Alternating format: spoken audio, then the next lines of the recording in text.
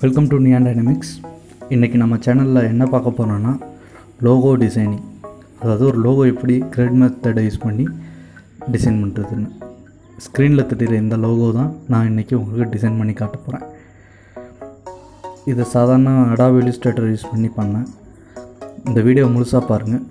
மற்றும் சப்ஸ்கிரைப் பண்ணாதவங்க நம்ம சேனலை சப்ஸ்கிரைப் பண்ணிக்கோங்க. வாங்க வீடியோக்குள்ளே போகலாம். ஃபஸ்ட்டு ஒரு நியூ டாக்குமெண்ட் ஹை குவாலிட்டியில் ஓப்பன் பண்ணி வச்சுக்கோங்க. ஓப்பன் பண்ணி வச்சுக்கிட்டு நம்ம ரெக்டாங்கிள் டூலை செலக்ட் பண்ணிக்கோங்க. ஓகேவா?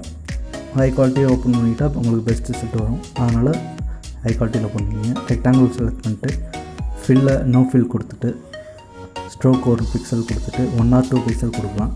ஒரு ஸ்கொயர் ஒன்று போட்டுக்கோங்க. நான் ஸ்க்ரீனில் பண்ணுற மாதிரியே நீங்கள் பண்ணி பார்க்கலாம்.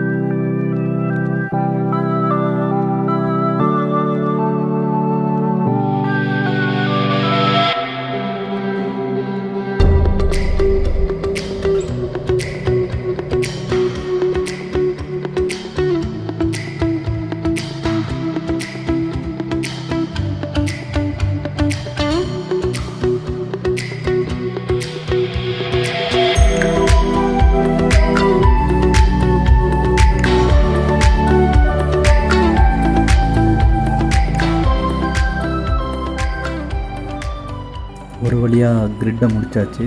இப்போ லோகோ கன்ஸ்ட்ரக்ஷனை ஸ்டார்ட் பண்ணலாம். அதுக்கு முன்னாடி ஷேப் பில்டர் டூலை செலக்ட் பண்ணிக்கிட்டு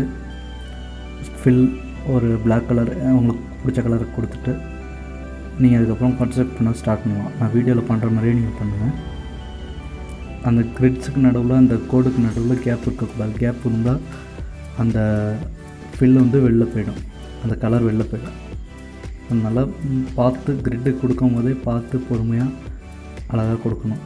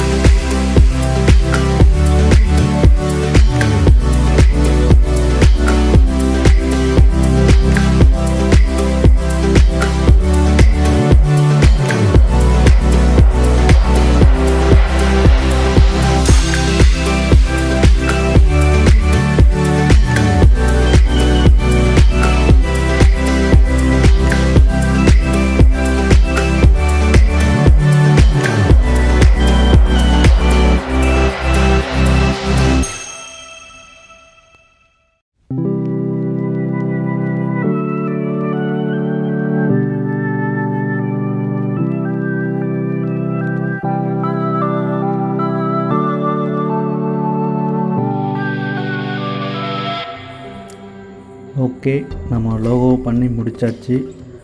இதான் நம்ம லோகோட ஃபைனல் கன்ஸ்ட்ரக்ஷன். இது ஒரு கன்ஸ்ட்ரக்ஷன் கம்பெனி லோகோங்கிறதுனால அது டி லெட்டர் ப்ளஸ் அந்த ஹவுஸ் இதெல்லாம் நான் கான்செப்ட் யோசித்து ஸ்கெட்ச் பண்ணி பொறுமையாக பண்ணது. உடனேலாம் லோகோ டிசைன் பண்ண முடியாது.